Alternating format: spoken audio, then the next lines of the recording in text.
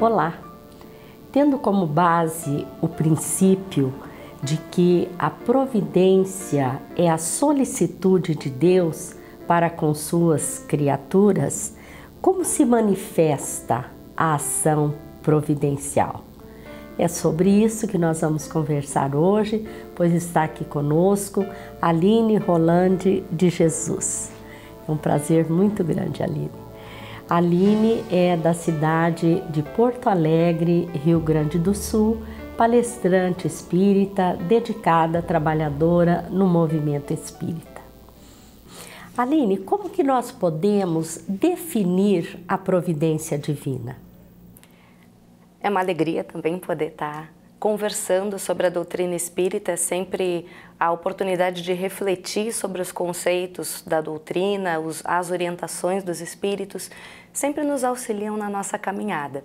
E particularmente sobre a providência divina, pensar na definição da providência divina, como é que se executa essa solicitude de Deus para com as criaturas, de que maneira efetivamente a gente pode observar que a vontade de Deus se cumpre.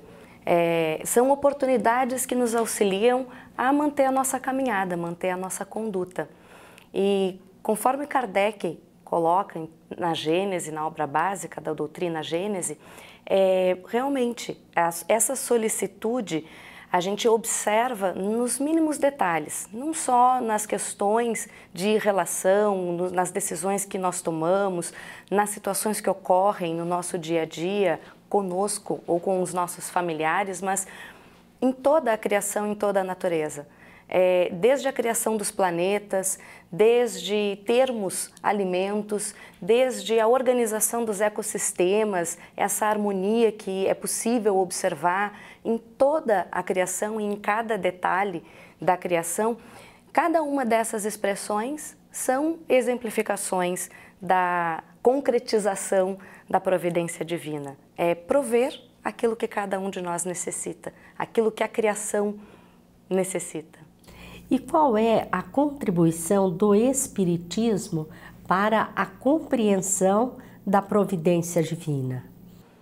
A doutrina, como terceira revelação, nos traz a contribuição de um raciocínio, de uma reflexão raciocinada.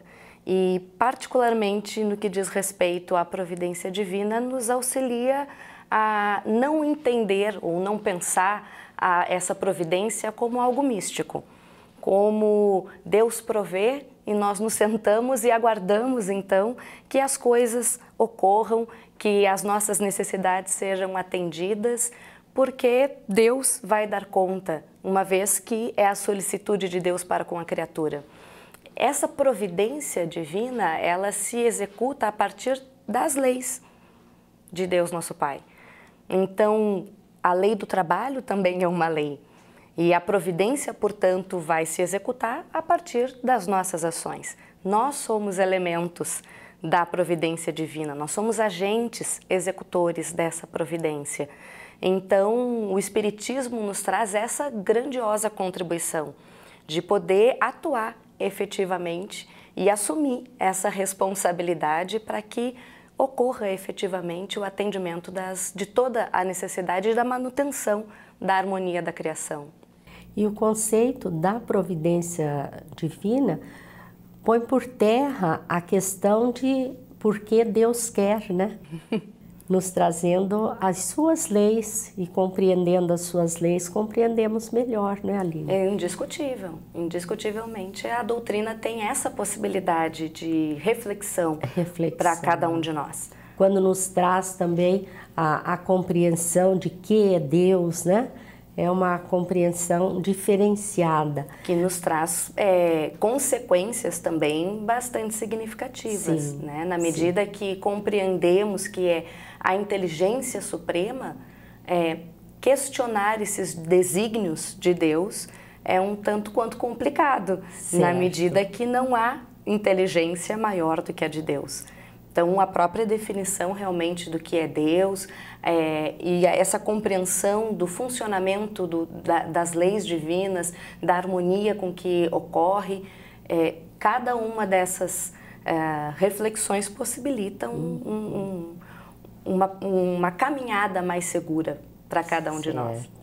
E é possível que uma situação aparentemente desafiadora e até angustiosa para nós seja um exemplo da providência divina em nossa existência? Cada situação que nós vivenciamos é um exemplo da providência divina em nossa direção. O projeto reencarnatório de cada um de nós, a possibilidade de aprendizado no plano material é da providência de Deus.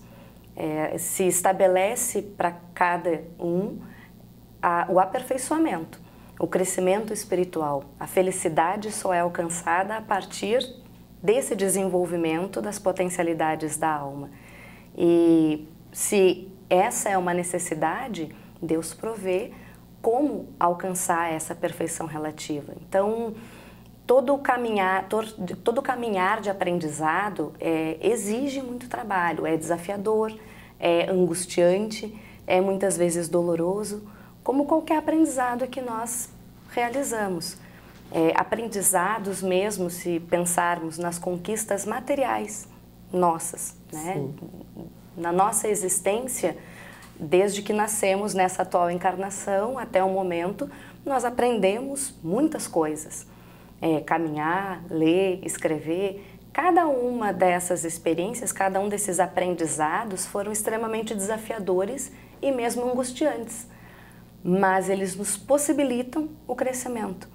E cada uma destas situações é a execução da providência de Deus. Da providência, né, Aline?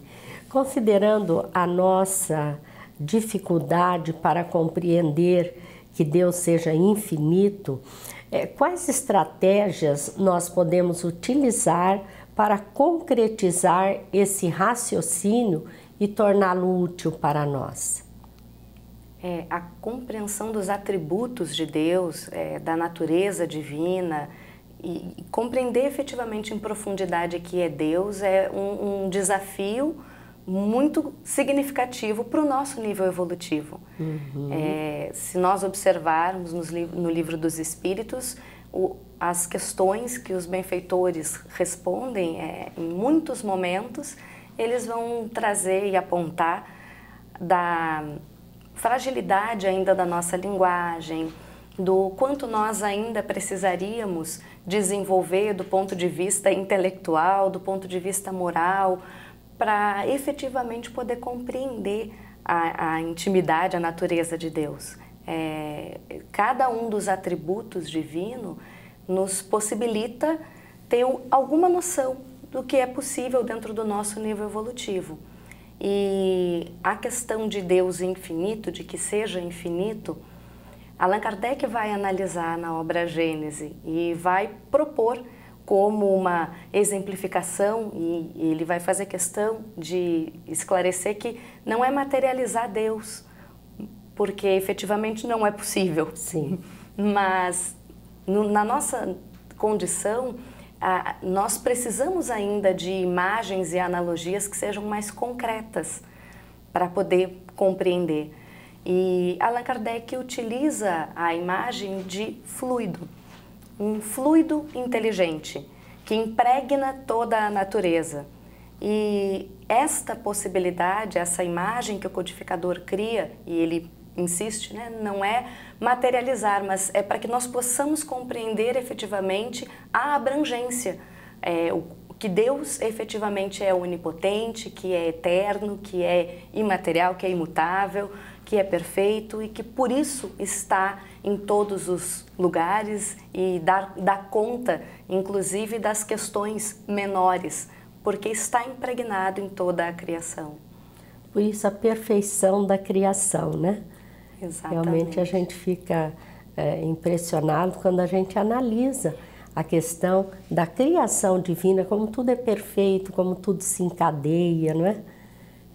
Bem, Aline, considerando que Deus é perfeito, justo e bom e que a providência divina age sempre, qual fica sendo o nosso papel diante da providência divina? O nosso papel é exatamente de agentes da execução da providência divina. É exatamente por ser perfeito, por ser justo e por ser bom, é que nos traz a possibilidade de, a partir da execução das leis de Deus, que nós possamos contribuir e assumir o nosso papel de co-criador, de agentes efetivamente nessa providência. Então, não significa dizer que porque Deus quer ou porque é da vontade de Deus, porque há esta providência divina, não significa dizer que nós não tenhamos liberdade, que nós não tenhamos vontade, que nós não tenhamos mais o nosso livre-arbítrio. A possibilidade que nos é dada através das reencarnações é exatamente aprender a utilizar este livre-arbítrio e atuarmos efetivamente como agentes da providência divina. Como é interessante a sua fala de nós como co-criadores, né? A nossa contribuição ela pode ser muito grande. A gente vive realmente momentos muito difíceis no mundo e atualmente no Brasil, não é? E nós podemos, muitas pessoas questionam, mas o que eu posso fazer? Muita coisa, não é, Aline? Muita coisa, muita coisa. Nós fomos criados para alcançar essa perfeição relativa. E nós trazemos, portanto, em germe, cada uma dessas virtudes que nós já tivemos exemplo como o Mestre Jesus, que traz como o mais perfeito que nós conhecemos, nós temos a possibilidade de atuar indiscutivelmente, seja nas nossas ações, em pequenos detalhes, cumprindo aquilo que seja o adequado, seja cumprindo o nosso papel enquanto profissional, seja cumprindo o nosso papel dentro dos nossos lares, porque muitas vezes nós entendemos que esta ou aquela função tem maior expressividade e que se nós não estamos nesta ou naquela função, nós não temos o poder de atuar e de auxiliar. E, no entanto, cada detalhe possibilita um auxílio, qualifica, ajuda efetivamente. Se nós cumpríssemos os nossos deveres, nos mínimos detalhes, os nossos menores deveres, nós estaríamos contribuindo de maneira muito significativa. As nossas palavras, o modo, portanto, como a gente conversa com as pessoas, não é só a palavra que é dita, mas o modo como nós dizemos. Certo. Então, cada uma dessas ações possibilita indiscutivelmente auxiliar o pensamento. Sim. Quantas vezes nós, assistindo essas notícias, né, das dificuldades que o mundo de um modo geral enfrenta, cada nação traz as suas questões, as suas especificidades, os desafios que aquele grupo de espíritos precisa passar coletivamente.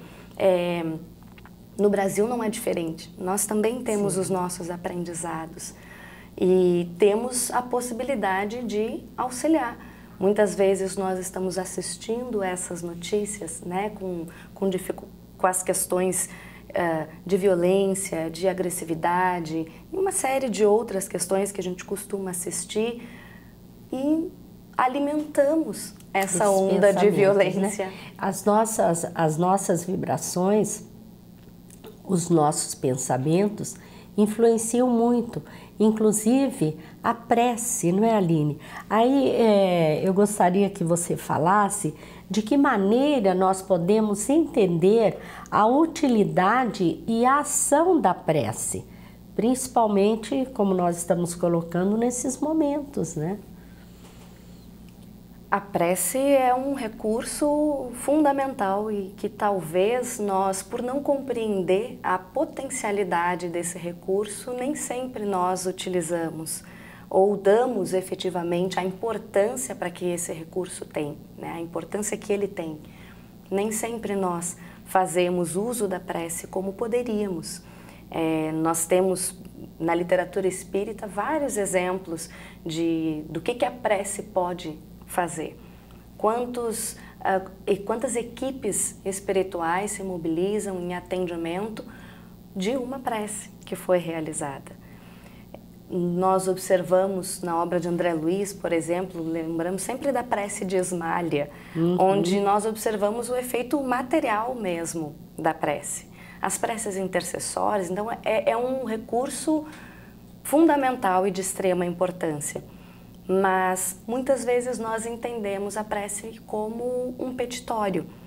E talvez por isso nós não façamos mais uso da prece, porque não observamos talvez que a providência divina se manifesta aí, porque nós estabelecemos pedidos muito específicos. E, no entanto, a prece, ela é da lei. A lei de adoração é a prece. Então, se nós observarmos e lembrarmos dessa reflexão, retomando a questão da providência divina, a providência divina é as leis de Deus sendo executadas.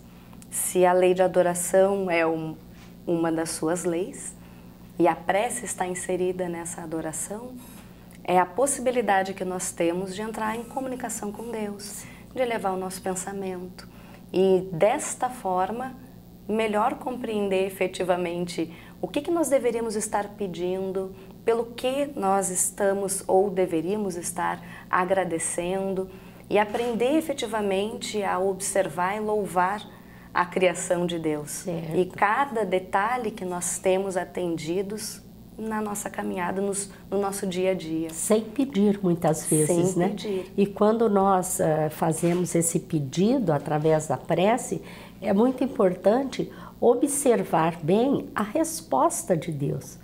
Porque muitas vezes nós queremos a resposta do jeito que nós achamos melhor, né? Exato. E nem sempre aquilo é o bom para nós. Exatamente. É o melhor para nós. Por isso que o hábito da prece nos auxilia a melhor compreender esses desígnios de Deus e nos auxilia, inclusive, a assumir esse papel de agentes da providência divina, de alguém que vai contribuir para que se execute a lei de Deus, para nos harmonizarmos com as leis divinas.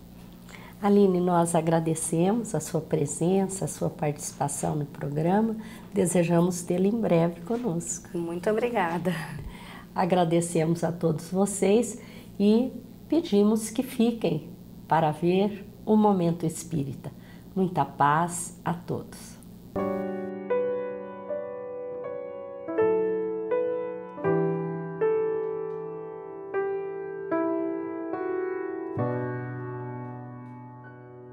Por vezes, não nos lembramos de como é bom viver.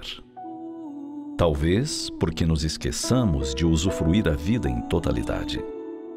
Quase sempre a ansiedade é nossa companheira, e é ela que nos impede de viver em plenitude. Quando nos deixamos envolver pela ansiedade, estamos em um lugar fisicamente, mas a mente se encontra em outro, ou então, horas à frente. É bastante comum nos encontrarmos em uma festa e cogitarmos do cansaço que sentiremos no dia seguinte, do inconveniente de termos que levantar cedo, de retomar a rotina. Descambamos para queixumes e lamentações. Esquecemos de viver aquele momento de alegria, de encontro com os amigos, de risos, de descontração.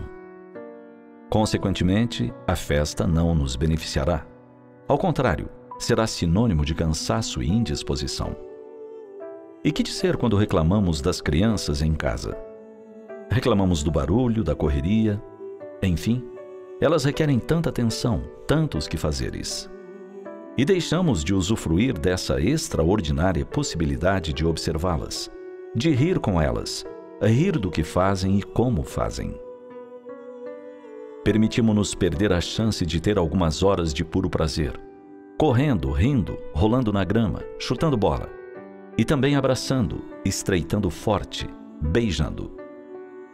Já nos demos conta de quão maravilhoso é o colar de 2 braços miudinhos nos envolvendo o pescoço?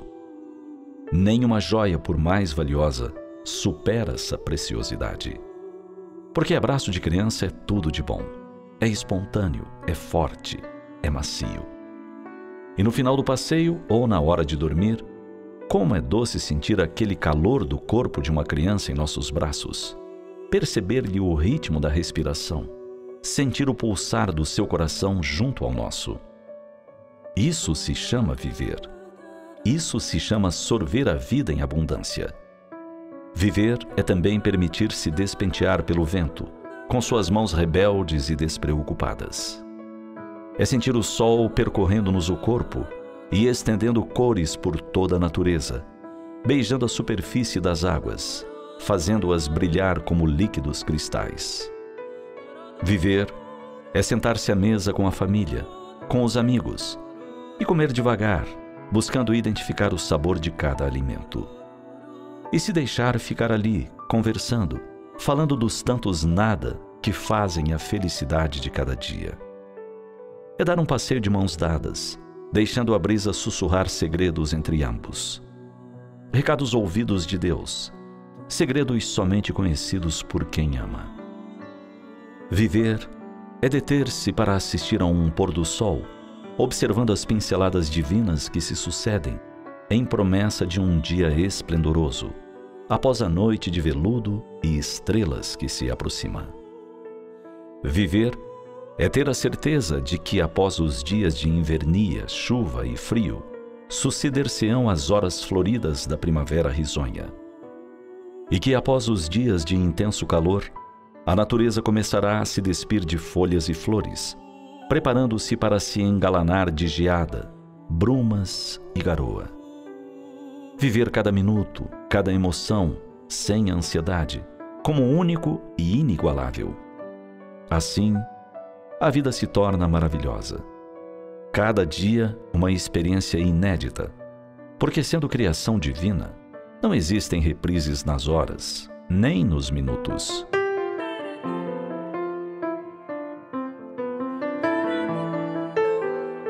Pensemos nisso. E enquanto ainda nos encontramos no panorama terrestre, bebamos do cálice da vida, gota a gota, deliciando-nos com o seu sabor.